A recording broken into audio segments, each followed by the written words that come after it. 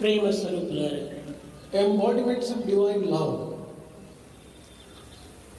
ప్రతి మానవుడు ఆనందాన్ని ఆశిస్తున్నాడు, కానీ దుఃఖమును కోరుకోలేదు. Every human being is aspiring to have joy and delight and not sorrow or sadness. ఇట్టి అకుంఠిత ఆనంద నిమిత్తమై మానవుడు అహోరాత్రములు కూడాను అనేక ప్రయత్నములు సాగుతున్నాడు. Man has been making ceaseless efforts day and night in order to have this unbroken joy. కానీ ఆశించిన ఆనందమును అందుకోలేకపోతున్నాడు. But he has not been able to attain the joy which he aspires for.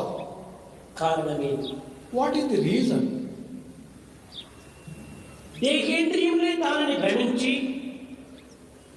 ఆ దేహేంద్రియములకు సంబంధించినటువంటి యొక్క సుఖ భోగభాగ్య వస్తువుల నిమిత్తమై ప్రాకులాడి అట్టి వస్తువులను లభించినప్పుడు ఆనందము ప్రాప్తించుదని చింతించి వాటి నిమిత్తమై అహోరాత్రములు కూడాను తగిన కృషి జరుపుతున్నాడు.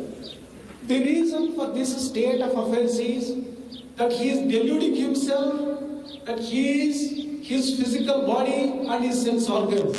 In order to satisfy this physical body and sense organs, he makes ceaseless efforts to get at objects which can give him satisfaction and joy. మానవుడు ఆశించినటువంటి ఆనందము బయట ప్రపంచమునందు లేదు. But the joy which he is looking for and searching for is not available in the external world. మానవుడు ఆశించిన ఆనందము వస్తువాహనములందు లేదు. The joy is not found either in the objects of senses also. మానవుడు ఆశించిన ఆనందము విషయ వ్యక్తుల యందు కూడాను కనిపించదు. The joy which he is looking for is not found either in the objects or in the people. ఇట్టి లేని ఆనందమును పొందే నిమిత్తమై మానవుడు ఎన్ని ప్రయత్నములు చేసినప్పటికీ ఇవిటన్నీ కూడా వ్యర్థములే ఉన్నాయి. If he is making efforts in this wrong direction of finding joy where there is no joy at all, how can he succeed in his efforts? అట్టి మానవుని దృష్టి ఉంచుకొని, ఓ మానవుడా, నీవు ఆశించినటువంటి యొక్క ఆనందము బాహ్య సంబంధమైనటువంటి వస్తువాహనములందు కానీ వ్యక్తుల యందు కానీ విషయముల కంటే కానీ లేదు. Keeping this in view, it has been declared that, oh man, you cannot get the joy which you are aspiring for either in the objects or in the individuals or in the matters which you think you have. ఏ ఆనంద నిమిత్తమై నీవు పరితపిస్తున్నావు, ఏ ఆనంద నిమిత్తమై నీవు అనేక విధమైనటువంటి ప్రయత్నాలు సరుపుచున్నావు, ఆ ఆనందమే నీ రూపం. That joy which you are ceaselessly searching for and earning is you yourself. Your very form is that joy. నీవే ఆనంద స్వరూపుడై కేవలం దానిని మరచి ప్రాకృతమైనటువంటి ఈ జగత్తునందు ఆనందమును వెతుకుట కేవలం అజ్ఞానము అని వేదము ప్రబోధిస్తూ వచ్చింది. Veda has declared it is utter ignorance in search for such joy in the external world, although you are yourself the very embodiment of the joy, delight and bliss. కేవలము దేహేంద్రియ సంబంధమైనటువంటి యొక్క వస్తువాహనాదులు, లోక సంబంధమైనటువంటి విషయాదులు, శరీర సంబంధమైనటువంటి యొక్క రూపములు, ఇవి అన్నీ కూడా క్షణభంగురము.